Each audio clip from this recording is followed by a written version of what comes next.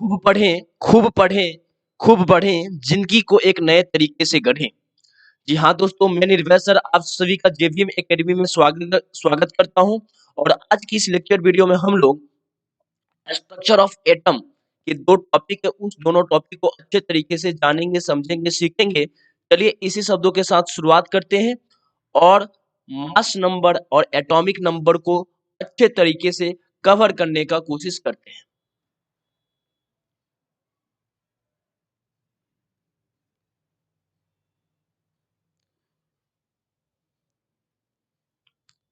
चलिए सबसे पहले आपके दिमाग में सेट कर लीजिए कि जो एटॉमिक नंबर जो होते हैं उसको किसके द्वारा रिप्रेजेंट किया जाता है। एटॉमिक नंबर को जेड के द्वारा रिप्रेजेंट किया जाता है, ठीक है ना।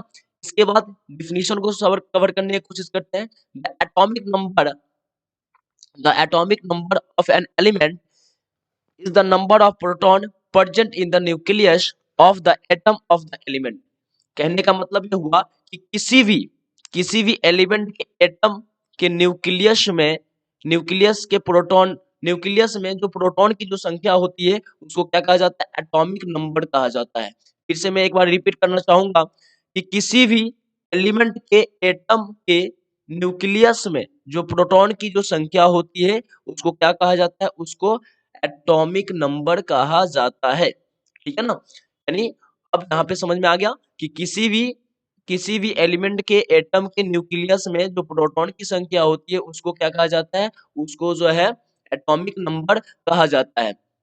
इसके बाद कवर करने की कोशिश करते हैं अगला point. All the atoms of an element have the same atomic number. यानी जो भी एलिमेंट होते हैं, एलिमेंट के अंदर जो भी एटम होते हैं तो सबके एटॉमिक नंबर जो होता है वो क्या होता है कि अलग अलग जितने एलिमेंट होते हैं सबके एटॉमिक नंबर क्या होता है, डिफरेंट डिफरेंट होता है। अब यहाँ पे लेकिन इसमें एक पॉइंट मैं आपको बताना चाहूंगा इस पॉइंट से कि Z equal to P equal to E, यानी ये बताना चाहता है पॉइंट कि जितने एटॉमिक नंबर होगा उतना ही प्रोटॉन की संख्या होगी और उतने ही इलेक्ट्रॉन की संख्या होगी। यानी कहने का मतलब ये हुआ कि कोई भी न्यूक्लियस है उस न्यूक्लियस में अगर जितनी प्रोटॉन की संख्या है उतना ही इलेक्ट्रॉन की भी संख्या होगी और उतना ही एटॉमिक नंबर भी होगा, ठीक है ना। अगर मान के चलिए कि मेरे पास सोडियम है, सोडियम का एटॉमिक नंबर कितना होता है, 11 होता है। तो सोडियम का एटॉमिक नंबर 11 होता है तो प्रोटॉन की भी संख्या कितनी होगी, 11। और इलेक्ट्रॉन की भी संख्या कितनी होगी, 11 होगी।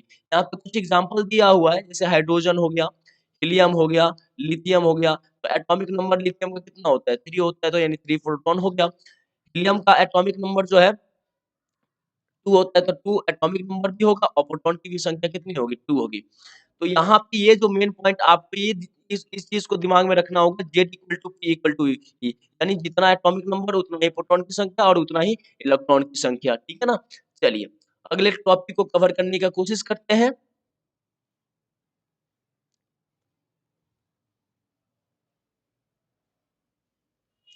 Mass number. सबसे पहले मास नंबर को किसके द्वारा रिप्रेजेंट किया जाता है बताइए। मास नंबर को सबसे पहले ए के द्वारा रिप्रेजेंट किया जाता है, ठीक है ना। तो मास नंबर को ए के द्वारा रिप्रेजेंट किया जाता है। अब आगे के टॉपिक को कवर करते हैं। The mass number of an element is the sum of the number of proton and neutron present in the nucleus of the atom of the element. कहने का मतलब ये हुआ कि एटम किसी भी एलिमेंट के एटम के न्यूक्लियस में प्रोटॉन और न्यूट्रॉन का जो सम होता है, प्रोटॉन और न्यूट्रॉन का जो सम होता है उसको क्या कहा जाता है, उसको मास नंबर कहा जाता है। यानी न्यूक्लियस में प्रोटॉन और न्यूट्रॉन की जो संख्या होती है उसी को क्या कहा जाता है, उसको जो है मास नंबर कहा जाता है। जैसे कार्बन है तो कार्बन का मास नंबर 12 होता है, यानी 6 प्रोटॉन और 6 न्यूट्रॉन जब दोनों मिलेंगे तो 12 यूनिट हो जाएगा। ऐसे ही एल्युमिनियम और सल्फर, एल्युमिनियम का 27, सल्फर का जो है आपका 32। तो ये पॉइंट थे आपको मास नंबर के रिगार्डिंग। अब यहाँ पे ये एक फॉर्मूला है और is N equal to M minus small N. तो यहाँ पे एटॉमिक नंबर को स्मॉल एन के द्वारा रिप्रेजेंट किया गया है और कैपिटल एम को जो एटॉमिक मास के द्वारा रिप्रेजेंट किया गया है। और यहाँ पे जो आपको न्यूट्रॉन की जो दिखाई दिया जाए, न्यूट्रॉन निकालने का तरीका है कि एटॉमिक मास में से आप क्या माइनस कर देंगे, एटॉमिक मास में से अगर एटॉमिक नंबर माइनस कर देते हैं तो न्यूट्रॉन आपको फाइन हो जाएगा। तो ये कुछ फॉर्मूले होते हैं, इस फॉर्मूला को आप अप्लाई करके आसानी से फाइन कर सकते हैं। और पहली पॉइंट, अगर आप साइंस के स्टूडेंट है तो कम से कम आपको तो सिंबल, एटॉमिक नंबर, उसके बाद जो है जितने सारे एलिमेंट है कम से कम याद तो होना ही चाहिए। अब देखिए यहाँ पे आपको हाइड्रोजन से लेकर कैल्शियम, ये तो बेसिक है, हाइड्रोजन से लेकर कैल्शियम तो परफेक्ट बिल्कुल होनी चाहिए कि एटॉमिक नंबर कितने होते हैं 1 से लेकर 20 तक, ये बिल्कुल दिमाग में होनी चाहिए। इसके बाद एटॉमिक मास को याद करने की जरूरत नहीं है, इसमें कुछ ट्रिक होते हैं, इसको मैं आपको बताना चाहूंगा, इसको कंप्लीट कर लीजिएगा। अगर कोई भी एलिमेंट है उसका एटॉमिक नंबर अगर क्या होता है इवन होता है तो उसमें 2 से मल्टीप्लाई कर देते हैं तो वो क्या हो जाता है उसका एटॉमिक मास बन जाता है। जैसे लिथियम है, सॉरी हीलियम है, तो हीलियम में 2 से मल्टीप्लाई करेंगे तो ये कितना हो जाएगा 4 हो जाएगा। वैसे ही अगर हम बात करें नियोन, तो नियोन का कितना है, नियोन का जो है हमारा एटॉमिक नंबर कितना है 10 है, तो इसका एटॉमिक मास में अगर 2 से मल्टीप्लाई करते हैं तो 20 हो जाएगा। लेकिन और ओड के केस में क्या होता है, तो ओड के केस में हम 2 से मल्टीप्लाई करके +1 कर देते हैं। जैसे लिथियम है, तो लिथियम का एटॉमिक मास कितना होगा, इसका तो एटॉमिक नंबर 3 है, तो 3 2 जा 6 +1 करेंगे तो ये 7 हो जाएगा। दूसरा एग्जांपल लेते हैं,